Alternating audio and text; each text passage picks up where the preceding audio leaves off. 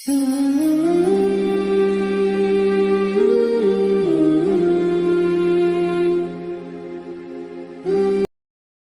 একটা সুখবর দেই।